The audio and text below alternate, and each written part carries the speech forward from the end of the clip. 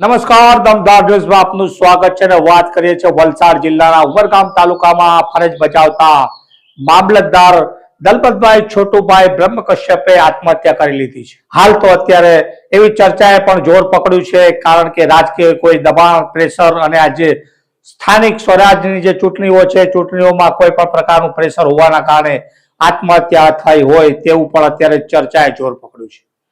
આજે મામલતદાર હતા, એ મામલતદાર અગાઉ પણ ખેરગામમાં ફરજ બજાવી ચૂક્યા છે. તેને લઈ અને ખેરગામના યુથ લીડર એવા ડોક્ટર નીરવભાઈ પટેલે પણ આ ઘટનાને લઈ અને તેની તપાસ માટે મુખ્યમંત્રી અને ગૃહમંત્રીને તપાસની માંગણી કરી છે. સ્પેશિયલ ઇન્વેસ્ટિગેશન ટીમની રચના થાય અને સમગ્ર મામલાનો પર્દાફાશ થાય તેવી માંગણી તેઓએ કરી છે.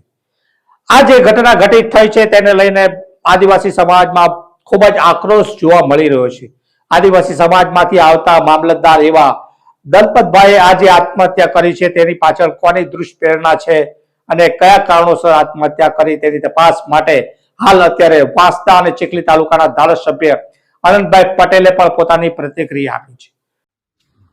આદિવાસી સમાજના ઉમરગામના તાલુકા મેજિસ્ટ્રેટ દલપતભાઈએ કેમ આત્મહત્યા કરવી પડી, કોના દબાણ હેઠળ આત્મહત્યા કરવી પડી અને એવો તો શું ગુનો કર્યો કે આત્મહત્યા કરવી પડી.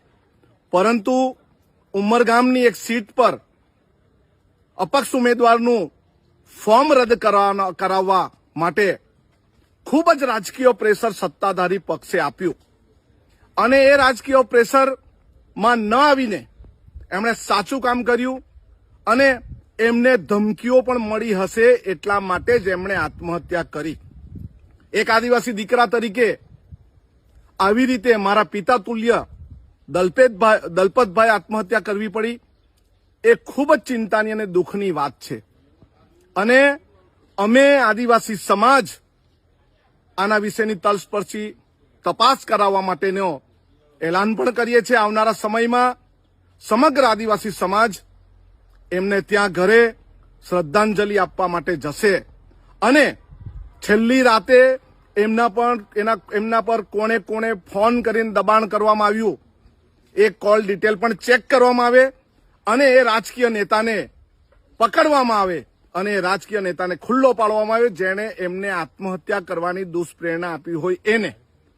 જો એ નહીં થાય તો અમે આવનારા દિવસમાં એમને ત્યાં હજારો આદિવાસી સમાજ લોકોની સંખ્યામાં જઈને શ્રદ્ધાંજલિનો કાર્યક્રમ પણ કરશું અને એમની આત્મહત્યા પાછળ કોની દુષ્પ્રેરણા છે એનો તપાસ કરીશું. જય આદિવાસી.